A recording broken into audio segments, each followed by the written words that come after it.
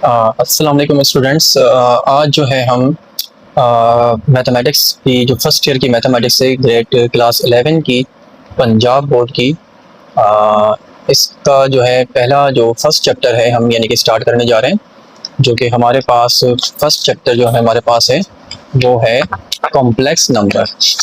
अब इस complex number का जो हमारे पास पहली जो एक्सरसाइज है 1.1 और क्वेश्चन नंबर 1 जो है लिखा हुआ है क्या, find the multiplicative inverse of each of the following complex number. और हमें यहाँ पर देखें एक कॉम्प्लेक्स नंबर भी दिया हुआ है -4 और 7। ठीक है, तो यहाँ पर भी मैंने देखें कुछ मेंशन किया हुआ है कि कॉम्प्लेक्स नंबर हमारे चैप्टर का नाम है, एक्सरसाइज हमारी 1.1 है और जो क्वेश्चन नंबर 1 है find multiplicative inverse of this complex number. थोड़ा सा ये समझ लें कि देखें ये जो ब्रैकेट है ये बेसिकली हमारे पास ये कॉम्प्लेक्स नंबर को शो कर रहा है और इस ब्रैकेट के अंदर कॉमा बीच में देखें लगा हुआ है। आपको ये पता होना चाहिए कि कॉमा से जो पहले वैल्यू जो होती है हमारे पास है वो रियल नंबर को हमारे पास शो करती है और कॉमा के बाद हमारे पास जो भी वैल्यू होगी वो इमेजिनरी वैल्यू होगी। ठीक है, और शॉर्ट फॉर्म में थोड़ा सा ये भी समझ लें कि रियल नंबर क्या होता है और इमेजिनरी क्या होता है। रियल यूँ समझ लें कि वो नंबर जो एग्जिस्ट करे, जैसे कि आपके पास एक मार्कर है, एक पेन है, एक चेयर है या 5 कोई भी क्वांटिटी है, 5 चेयर हैं या 5 कोई भी बुक्स हैं, तो ये जो क्वांटिटी है ये तो आपको एग्जिस्ट भी कर रही है, नज़र भी आ रही है। मगर अगर मैं आपसे ये कहूँ -1, -5, -9 जो नेगेटिव यानी कि कोई भी नंबर हमारे पास आ जाता है तो वो रियल में एग्जिस्ट तो नहीं करता, मगर उसको मैथमेटिशियंस ने क्या कहा है कि वो आपके पास जो है इमेजिनरी नंबर होंगे। ठीक है, तो बस आपको ये थोड़ा सा बताना था, आगे इंशाल्लाह और भी मैं ये कॉन्सेप्ट मजीद क्लियर कर दूंगा। बस आपको यहाँ पर ये देखना है ये कॉम्प्लेक्स नंबर है, कॉमा से पहले जो ये रियल नंबर को शो करता है ये वाला पार्ट, और ये जो हमारे पास कॉमा के जो बाद है ये हमारे पास एक इमेजिनरी नंबर को शो करता है। अब हमें मल्टीप्लिकेटिव इनवर्स निकालने को कहा हुआ है, तो मल्टीप्लिकेटिव इनवर्स का बेसिकली एक फार्मूला होता है। ठीक है, यानी कि अगर आपके पास सपोज करें कि आपके पास ए बी एक आपके पास क्या है कॉम्प्लेक्स नंबर है, तो उसका अगर आपने मल्टीप्लिकेटिव इनवर्स निकालना है तो उसका फार्मूला क्या होगा, a upon a square plus b square comma minus b upon a square plus b square. आसान सा फार्मूला है। डिनोमिनेटर में आप नोट करें, देखें कि आपके पास जो है ए स्क्वायर प्लस बी स्क्वायर और ए स्क्वायर प्लस बी स्क्वायर दोनों जगह जो है बिल्कुल सेम है। बस आपके पास ऊपर जो है यहाँ पर लेफ्ट साइड पे ए आएगा और कॉमा के बाद यहाँ पर बी माइनस बी आएगा। तो आपने करना यहाँ पर ये होगा, जो भी आपको कॉम्प्लेक्स नंबर दिया जाएगा तो कॉमा से जो पहली वाली जो वैल्यू होगी आपके पास क्या होगी, वो ए होगी, और जो सेकंड वैल्यू होगी वो क्या होगी, बी। तो अब देखिए हमने करना क्या है, इसी तरह से हम यहाँ पर मल्टीप्लिकेटिव इनवर्स जो इसका निकालेंगे पहले फॉर्मूले की जगह, यानी कि हम ब्रैकेट यानी कि लगा देते हैं। किस तरह से आप देखें, हम जो है -4 और 7 का जो है कॉम्प्लेक्स नंबर मल्टीप्लिकेटिव इनवर्स जो है वो निकालने जा रहे हैं। तो हमें पता है ये वैल्यू हमारे लिए ए है और ये वैल्यू हमारे लिए बी है। तो हम क्या करेंगे कि आप नोट करें कि ए की जगह हमने ब्रैकेट लगा लिया, यहाँ ए की जगह भी हमने ब्रैकेट लगा लिया, बी की जगह पर भी हमने यहाँ ब्रैकेट लगा ली, ये कॉमा आ गया। इसी तरीके से हमारे पास यहाँ पर भी देखें क्या है, ये माइनस तो फॉर्मूले का है और बी जो है बी की जगह भी आप ब्रैकेट लगा लें, फिर नीचे भी सेम वही काम करें, ए स्क्वायर प्लस बी स्क्वायर। तो मैंने देखें आसानी से कुछ भी नहीं किया, खाली ए और बी की जगह पर ब्रैकेट लगा दी। अब आपको यहाँ पता है कि भाई पहली वाली वैल्यू जो आपके पास है वो ए है और जो सेकंड वाली वैल्यू आपके पास बी है, तो लिहाजा मैंने यहाँ पर देखा ऊपर भी ए है और नीचे भी ए है, तो मैं क्या करूँगा, दोनों जगह इस ए की वैल्यू -4 और -4 पुट कर दूंगा। और अब यहाँ पर b है तो मैं यहाँ b की वैल्यू क्या है 7, यहाँ पर मैं 7 पुट कर दूंगा, ये मैंने यहाँ पर 7 पुट कर दिया। इसी तरह से यहाँ पर भी देखें b की वैल्यू क्या है, तो मैंने यहाँ पर 7 पुट कर दिया और a की वैल्यू मेरे पास क्या है यहाँ पर -4, फिर यहाँ पर b की वैल्यू है तो मैंने यहाँ पर 7 पुट कर दिया। अब आप इसको थोड़ा सा क्या करेंगे, एक्सपेंड कर देंगे। तो जो -4, 7 जो हमारे पास कॉम्प्लेक्स नंबर था इसका हम यहाँ पर राइट साइड पे मल्टीप्लिकेटिव इनवर्स निकालने जा रहे हैं। तो होगा क्या कि आप देखें कि माइनस जो है वो -4 रहेगा अपॉन माइनस के ऊपर इवन पावर है वो प्लस बन जाएगी, 4 का स्क्वायर 16 और 7 का स्क्वायर 49 कॉमा और माइनस प्लस -7 अपॉन माइनस के ऊपर इवन पावर है वो प्लस बन जाएगी, 4 का स्क्वायर 16 प्लस 7 का स्क्वायर 49 और ये ब्रैकेट लगा दें।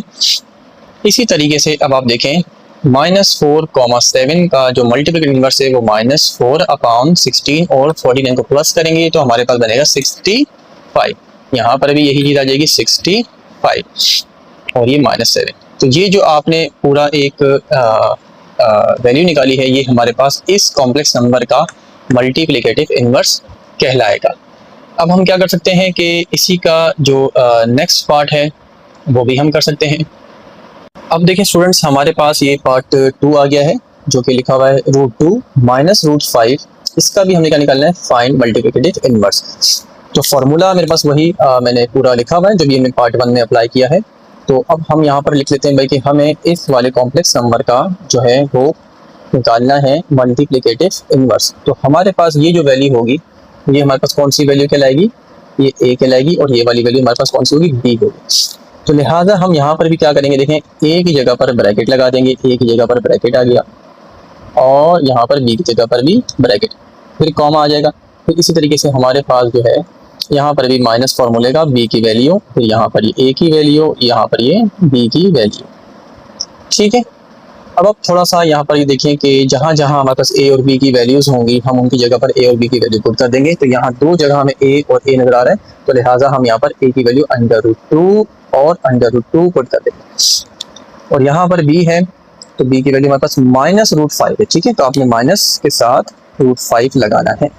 फिर यहाँ पर भी बी है तो यहाँ पर भी आपने माइनस के साथ √5 लगाना है। फिर नीचे जो है a स्क्वायर b स्क्वायर है, तो यहाँ से भी देखें आप सेम यही लिख सकते हैं, a स्क्वायर और b स्क्वायर की वैल्यू सेम। अब आप इसको क्या करेंगे, थोड़ा सा सिंप्लीफाई करेंगे। तो √2 कॉमा -√5 का जो मल्टीप्लिकेटिव इनवर्स निकल कर आएगा वो देखें किस तरह से निकल कर आएगा। ये √2 एज इट इज है, ये स्क्वायर और ये स्क्वायर और रूट कैंसिल हो जाएगा, ये आपके पास 2 बचेगा। यहाँ पर थोड़ा नोट करेंगे, ये माइनस के ऊपर अगर स्क्वायर है तो ये प्लस बन जाएगा, और फिर ये रूट और स्क्वायर आपस में कैंसिल होने के बाद प्लस का आपके पास खाली 5 बचेगा। और यहाँ पर देखिए माइनस माइनस क्या हो रहा है, प्लस। ठीक है, और यहाँ पर √5 खाली बचेगा, और ये स्क्वायर और रूट कैंसिल, तो ये 2 बचा। और यहाँ पर भी वही चीज़ है, माइनस के ऊपर स्क्वायर है प्लस हो गया, ये स्क्वायर और रूट कैंसिल हो गया, तो +5 आपके पास रिमेनिंग बचेगा। अब आप यहाँ पर देखें कि √2 कॉमा -√5 इज इक्वल टू √2/7, ठीक है, 2 + 5 7 हो रहा है। यहाँ पर भी आपके पास √5/7 बन रहा है, और यही हमारा जो है इसका जो है मल्टीप्लिकेटिव इनवर्स होगा। अब यहीं पर ही हम पार्ट 3 भी साथ साथ कर लेते हैं, जो कि हमारे पास वैल्यू क्या दी हुई है 1,0। तो हमारे पास ये वाली वैल्यू a होगी, ये वाली वैल्यू क्या होगी, b। और हम यहाँ पर फॉर्मूला लिख लेते हैं कि भाई अगर हम 1,0 का मल्टीप्लिकेटिव इनवर्स लेंगे तो उसका जो फॉर्मूला है हमारे पास क्या है, a/a square plus b square comma -b/a square plus b square. ये हमारे पास फॉर्मूला है, और ये हमारे पास a और ये हमारे पास b है। तो लिहाजा इस हिसाब से a जो है हमारे पास ये 1 है, तो हम यहाँ पर भी 1 पुट कर देंगे, और यहाँ पर आप करली ब्रैकेट यहाँ से मेंशन कर दें, और यहाँ पर आप 1 पुट कर दें a की जगह पर, b की जगह पर आप 0 पुट कर दें, और यहाँ पर आप b की जगह पर 0, a की जगह पर 1, b की जगह पर 0।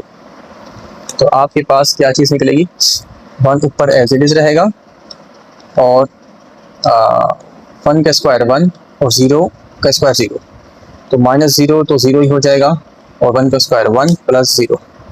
तो लिहाजा 1 नीचे 1 + 0 पे 1 आएगा, तो ऊपर खाली 1 बचेगा, और 0 से जो भी वैल्यू डिवाइड होगी वो आपके पास 0 देगी। तो 1,0 का जो मल्टीप्लिकेटिव इनवर्स है बेसिकली वो 1,0 ही आएगा।